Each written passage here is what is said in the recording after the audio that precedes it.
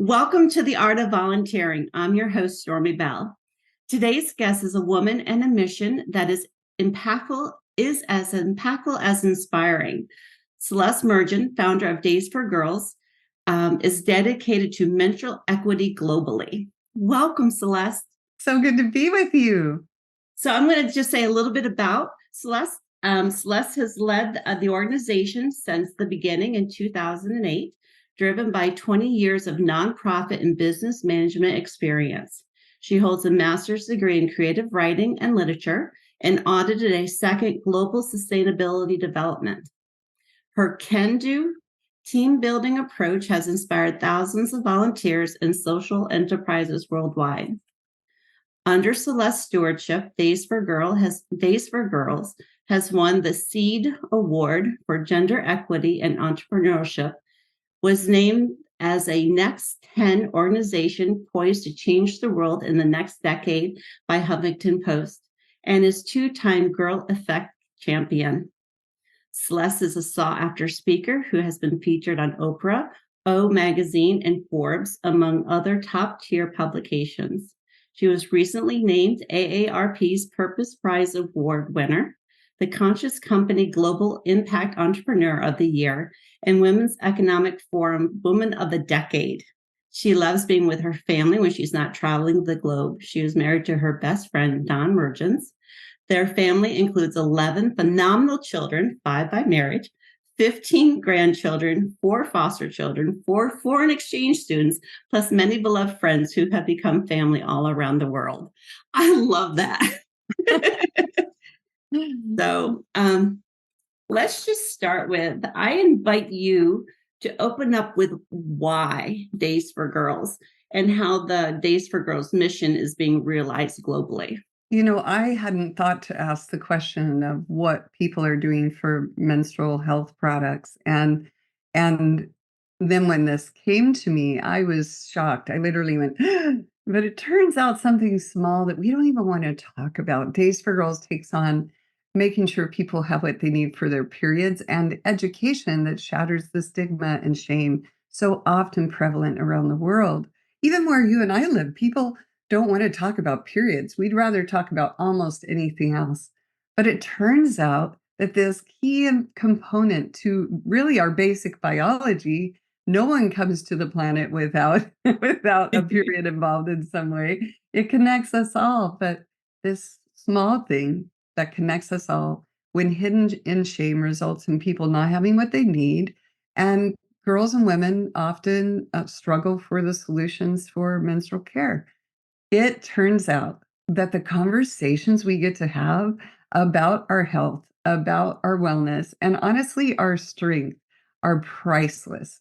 And so to have had that conversation elevated in 145 countries on 7 continents, over 3 million women and girls and their community members in addition to that is astonishing. I'm so grateful to be part of that conversation. Amazing. You said, how many volunteers do you have worldwide? We estimate that we've had more than 40,000, between 40 and 70. Currently, there are, tens of thousands interacting, and it's really been incredible because they're really the heartbeat of how people learn more about this, of the advocacy that's grown. And volunteers have connected us with heads of state, with departments of education, with and created opportunities for Days for Girls curriculum and program to be part of a whole national movement and many places in the world, thanks to volunteers. And honestly, our issue has not been whether you can trust them to work hard. We often have people say, can you trust a volunteer with that? But we have the opposite problem, making sure they don't work themselves to oblivion because they're so passionate, so dedicated, and so reliable. It's amazing to watch them in action. Why do you think they're so dedicated? I think that it is a powerful thing to have action steps that really make a difference. They make a tangible difference. So Days for Girls kits we say last 2 to 3 years, but they're actually proving to last up to 7 years. So imagine you're making something with your own 2 hands a washable menstrual kit that allows them to go to school and go to work and have what they need for years. Now, imagine that because you don't have to imagine, you can really do it. You're advocating for health about something people don't want to talk about, and it actually frees people and brings more equity.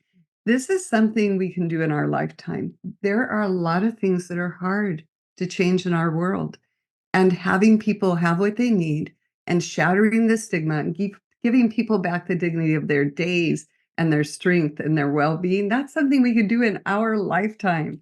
That keeps you going. It wakes me up at like 4 in the morning, excited to get started again, and always has. It's I think the secret is people support what they create. So when a program allows them to be part of the actual movement, the actual change, that's a game changer for the volunteers, not just those receiving it, to know you can make a difference. That's awesome. In what you just said, you talked about the Days for Girl kit. Can you share what's in the kit and what the volunteers are actually sewing to put into it?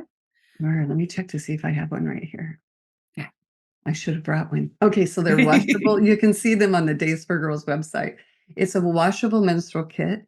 It has something we call a shield that wraps around your underclothing and holds an absorbent pad.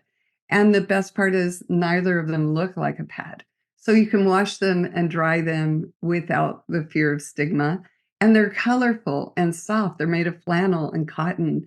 So they're soft and comfortable.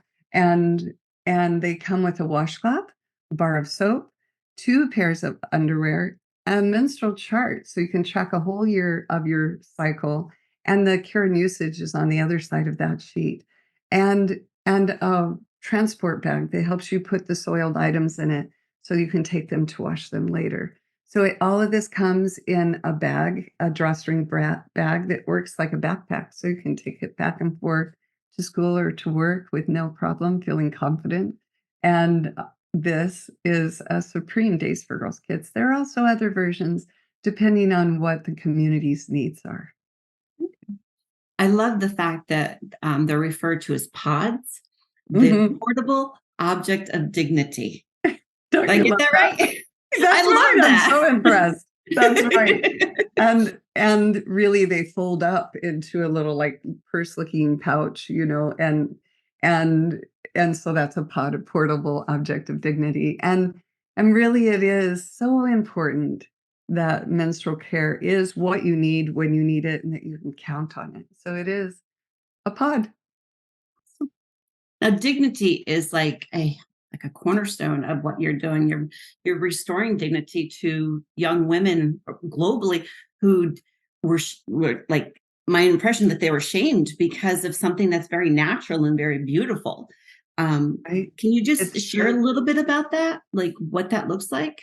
So this is interesting because I actually had someone criticize me a couple of years ago because she felt like I was saying that everywhere it's worst case scenario. The truth is that everywhere it's different for different people, just like there are many, many products in the hallways of the grocery store because everybody has different needs and preferences. For some girls, you are literally the first girls I ever met that were addressing or had the need of pads were sitting on pieces of cardboard for days.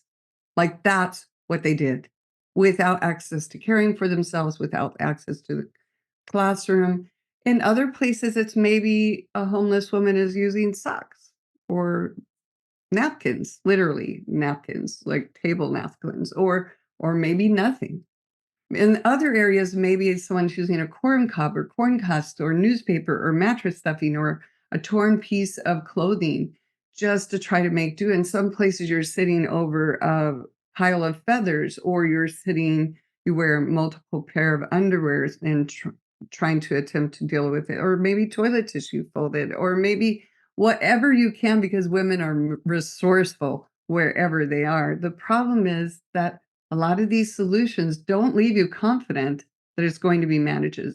Don't leave you confident there won't be a leak, and do not leave you counting on what you can be sure of having the next month.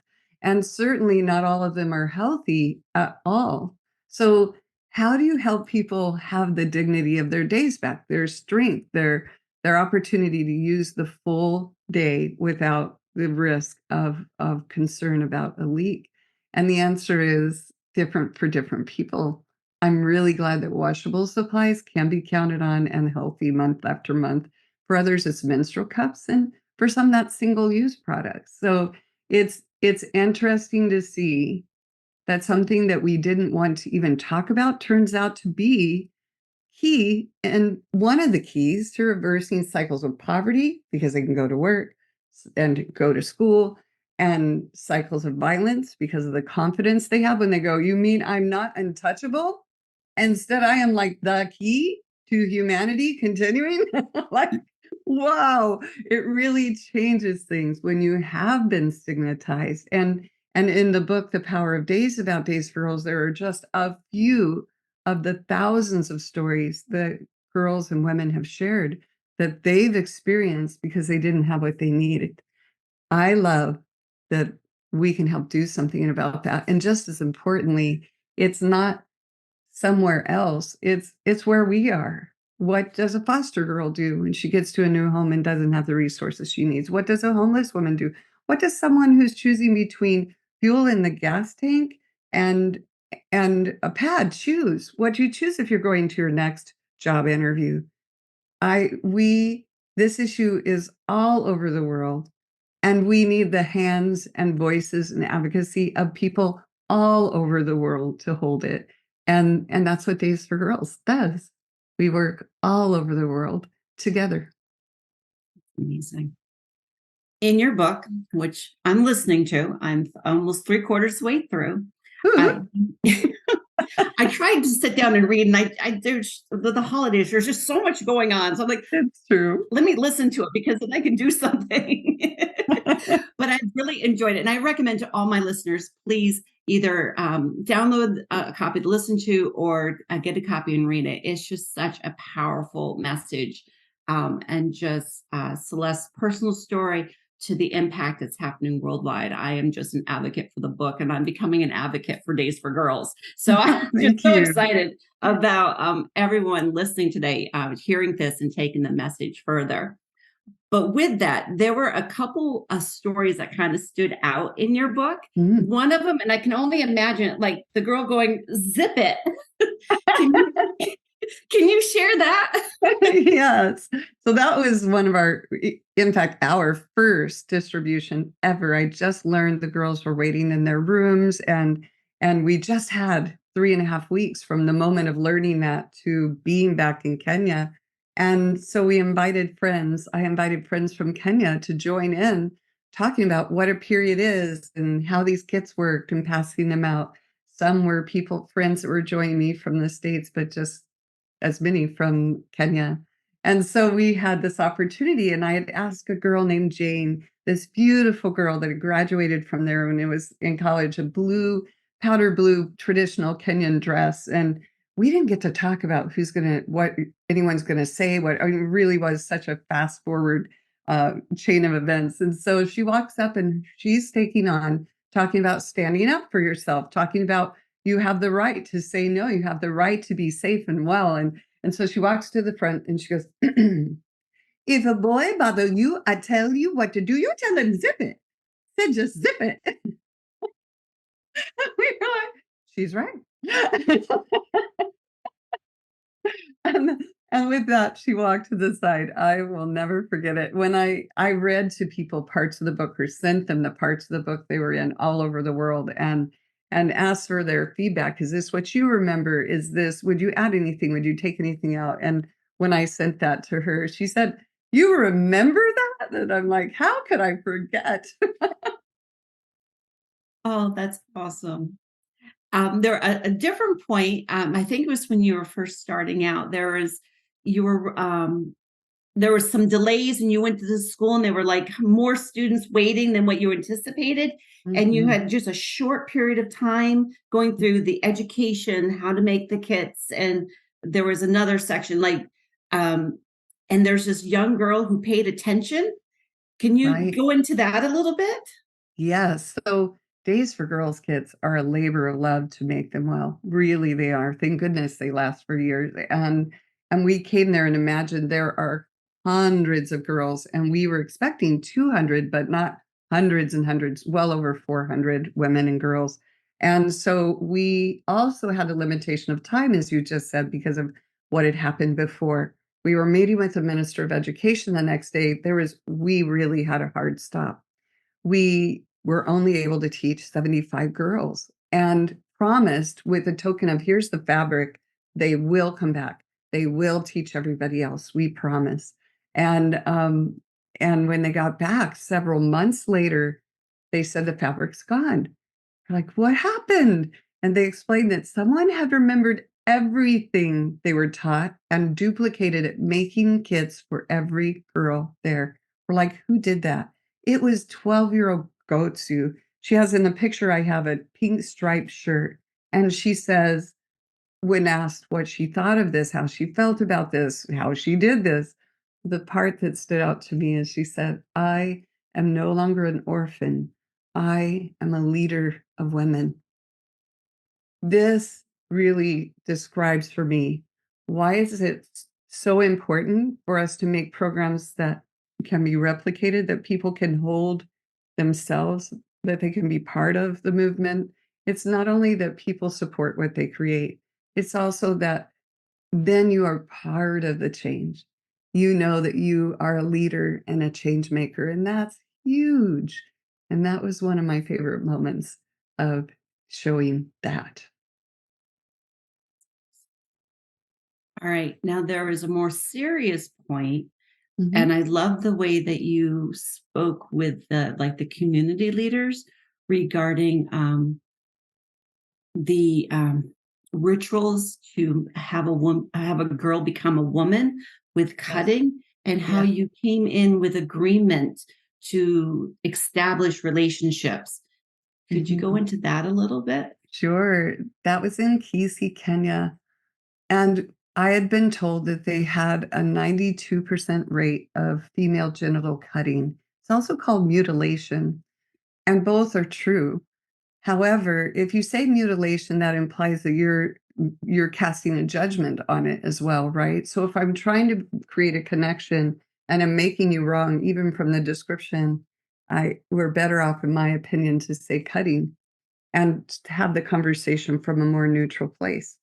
So I had come when we came, I expected maybe I don't know, Stormy maybe 6, 8, 10 for the county, I don't know. I did not expect what happened. The room filled with women. There were approximately 50 of them who were female genital cutters in that area. We're like, "Whoa," it was so full, we were backed against the wall. And like, my friend's like, "Let's not do this." But I knew that conversations are powerful. And when I was first invited to do this, honestly, I was like, what do I have to do with that conversation? Why would they care what I have to say? But I do believe in conversations and was assured, no, you do women's health, you're trusted here. And the only thing I knew we could do is connect because what more could I do? It's really their tradition. I asked them to share with me about before the rite of passage. And they explained that they talked with the girls about what it's like to be a woman and a tribal member and a mother and a wife. And I could say honestly, I love that. Then I asked them what happens after the rite of passage. Notice I called it rite of passage and not cutting or mutilation, honoring their wisdom and their tradition and this conversation. And they said, well, we get together and we bring food and we celebrate they're a woman now and we dance and we sing. And I could say, honestly, I love that. I wish we had more of that where I live. Celebration of girls becoming women, boys becoming men. I love that. I'm going to share that with people. Now, will you tell me about the cut? And their arms all went like, and it's really clear this wasn't a welcome conversation. I said, you know, the the law has not been able to stop you. The Constitution has not been able to stop you. And we are not here to stop you. Who are we to tell you you are women? of leadership in this community, the highest paid, very esteemed. People look up to you. Who are we to tell you what to do? We invite you to consider, what if you kept all this rich tradition and simply cut out the cut? What if we acknowledge that women are beautiful and powerful naturally? Wangari Maathai, the Nobel Peace Prize winner from Kenya, she's beautiful and powerful naturally, and listed a few other Kenyan women leaders and said, we have these purple ribbons that indicate that we believe Kenyan women, all women, are beautiful and powerful naturally. And we invite you to consider, what if you cut out the cut? And there was this silence that I still don't know how long it was. It was just this still silence that stretched on. And then all of a sudden they're like, I turned to my friend Beth and said, I think that's a yes. And what was beautiful about that moment was several days later, well, so many things, but several days later, the just a few women gathered and they said, we have decided to lay down our knives. We are the leaders, the head cutters, and we have decided to lay down our knives. Our daughters' husbands have gone to others who could be real wives, and they have brought aids back to our daughters, and our daughters paid the price. So we are laying down our knives. And they went on to talk on radio programs and to give people purple ribbons and invite people. What if we made a new decision? And the next rite of passage, just several months later, the practice dropped from 92% to 62% in just 2 months. Now, they already knew. I didn't tell them their daughters were paying the price, but everyone coming in had invited them to be ashamed of what they do. When we instead come in and invite people, connect with people, um, and sincerely trust their wisdom, powerful things happen. And that's the premise of Days for Girls throughout it. And it is my childhood is in part in there because it taught me not to judge people for their circumstances. It taught me the power of when we come together in trust. And that moment really highlighted that power.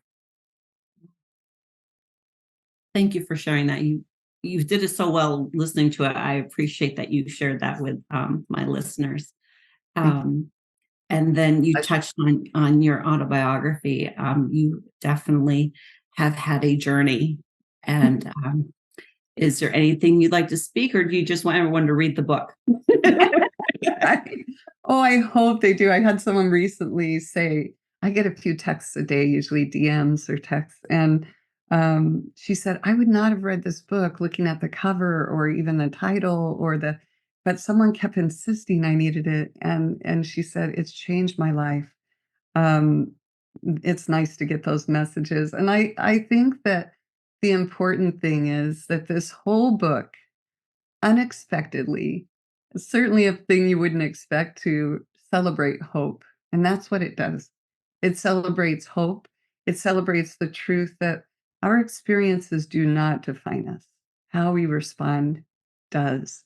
And I have been through a lot of trauma, but so has everybody you run into.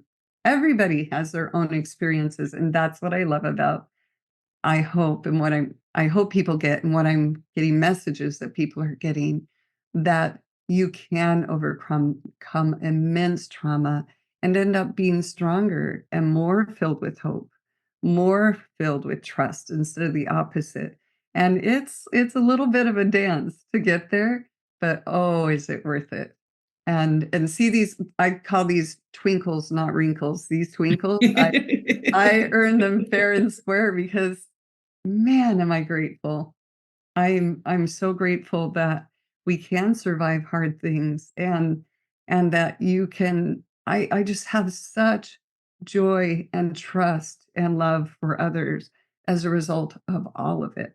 That's not what you would expect, really, when you read the book. That's probably not what you're expecting as you're through the first few chapters. But that is the result, and it can be for all of us. And to me, the roots of that in Days for Girls are in that ability to say, come on in. We trust you to be part of this movement. Your voice matters. Your thoughts matter. Your efforts matter. Let's do this together. That is the message of Days for Girls. That's awesome. Okay. Now, aside from Days for Girls and kind of including it, you've had your own volunteer journey. You've done volunteering across the board. Can you just step back and share a little bit about that looks like and maybe share why you volunteer? Whew. Okay, here's the truth for me. Volunteering makes your life better. When you're helping others, like if you're feeling depressed and down, the perfect recipe is to go help someone else. The minute you do that, it shifts. It's just like you can't put lotion on someone else's hands without getting lotion on yours, right? And Right. so it just gives you that shift in viewpoint from being trodden upon to being able, and the feeling and awareness that we are able to make change. For me, that it's, I think for everyone, that's a game changer. And for me, it's part of the joy of life. I would way rather be volunteering and helping someone than watching a movie. And I love movies. And it just fills your bucket, right? And it gives you more talent, more skills, more experience. My first part of my career really was volunteering because I had little ones and they came with me. So I don't usually share this, but we once learned that a church of another denomination, not ours, had just had their bus vandalized. We read it in the paper in the evening, and my littles and I got buckets and brushes and cleaners and acetate, and we headed over to that church before light. And my littles and I and my amazing husband scrubbed graffiti and wiped it off with all the different things, trying, not causing harm, but doing what from the tires, and kept, brought everything we needed for that with the pure intent of not being there. So no one knew who cleaned it, just like no one knew who vandalized it. It just felt like we could do that. How awful it would be to have someone profane your work in the way that these individuals had done, and how healing it would be to find that someone else fixed it. That makes me aware. Sorry, there's so much hatred. We can bring more love. Sorry, I got emotional all of a sudden. That's okay. The truth is, we can do that with our own two hands, with our words, with our actions. Whew, thank goodness, because some of the things happening in this world are really ugly. You can take that weight off for others and yourself by taking action in volunteerism. And for me, you're not getting anything back for it. It's your pure will to be part of the change. And so volunteering is powerful. And I would argue our family's secret sauce. Oh, I love that. That's awesome. Okay. Now for what I think is what's my favorite question, and I think everyone enjoys it. Can you share a blooper? Something that didn't necessarily go wrong, but just didn't go as planned. And what did you learn from Oh my goodness. There have been a lot, and some of them have been serious. it? Where I misunderstood something or thought someone, and one of my favorites actually is in the book. So my husband and I were sent by our friends with the Clay Foundation, Jim and Andy Clay, to help them set up a school campus. And so we were meeting with the local leaders, and we had the resources thanks to the Clays. And we're in Kenya, in an arid part of Kenya where they've just been putting in wells and agriculture. And now these classrooms are being built and meals are being made possible. And in this really drought-ridden part of Kenya at the time. So imagine that now they're like, okay, so where do you think we should put the oven? And we're negotiating how much is the oven? It's 6,000 and 6,000 Kenyan shillings. Okay. And how much is it for the bricks? It's 6,000 Kenyan shillings. Well, look, the neighbors have an oven. Can we just rent their oven? Like then they would get money and we would have the bricks and we would save 6,000 and could do more bricks, right? And they just stood there kind of stoic. No, this will not work. So I go into this long explanation in 15 different ways, weaving why this was, thinking it's a language barrier. How do I show that this is a good idea? Finally, they're just standing there. Finally, they explain that the bricks are the oven and the ovens are the brick. That when you build this big cone like beehive kind of structure that's like 10 feet high, light a fire inside, and let it cure. And the bricks are the oven and the ovens. I went on negotiating this for so long. It was such an aha moment. My eyes were just like, oh my goodness, I wasn't being patient with you. You were being patient with me. And again, those kinds of blooper moments go, okay, note to self, do not ask them first. Oh, that's awesome. Okay. We're coming towards the end of our conversation. This is where I invite you to love on Days for Girls, why people should get involved, just anything you want to love on them. I'll love on your volunteers and their dedication, whatever, just love. Oh, they are amazing. I recently went to one of their homes and they had people that were doing service in lieu of jail time in their dining room, making Days for Girls kits. The sewing machines are up there teaching them how to sew. They're talking about menstrual equity and the importance of it. Right in the dining room, the husband comes home from work. Am I having dinner? Oh, we'll order something.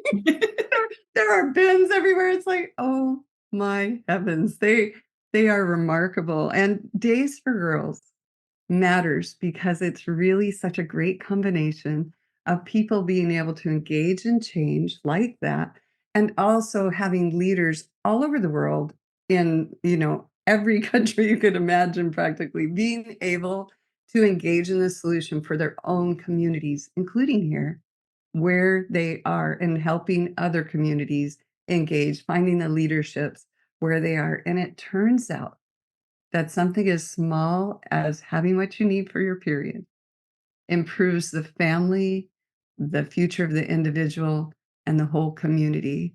And my very favorite part is this is something you can do.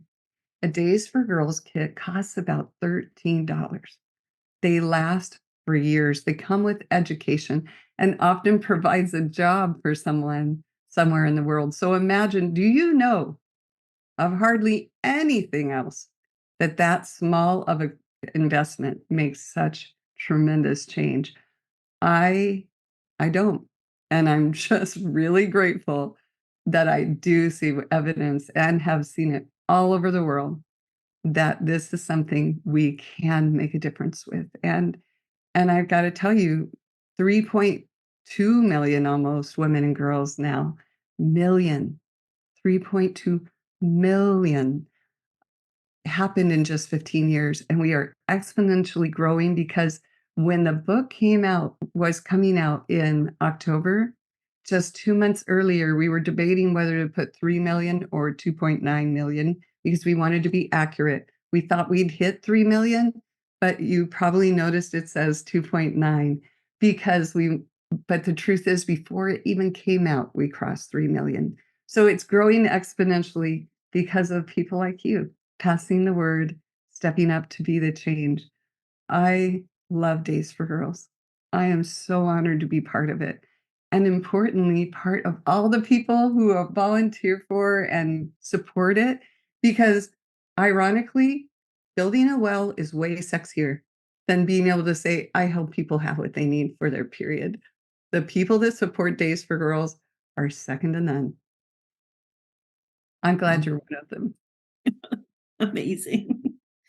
All right. We're just coming to the end of our conversation. I want to thank you for being my guest today and sharing all about the impact that Days for Girls is making. In our show notes, I'm going to have the link to the website for Days for Girls and also information about where you can purchase The Power of Days. Mine too. So, Ta-da! so you can check it out. And you can also download it. If you're not a reader, download it and listen to it. You will not be disappointed. It's just such an impactful story. And I do ask that you share this episode with your friends. and just spread the word about what's going on around the world. Again, living just outside of Philadelphia, it's not a thought that you think of, and it really should be, because it's impacting women in so many different ways. So again, thank you. And to my listeners, I look forward to seeing you next time on The Art of Volunteering. Have a great day.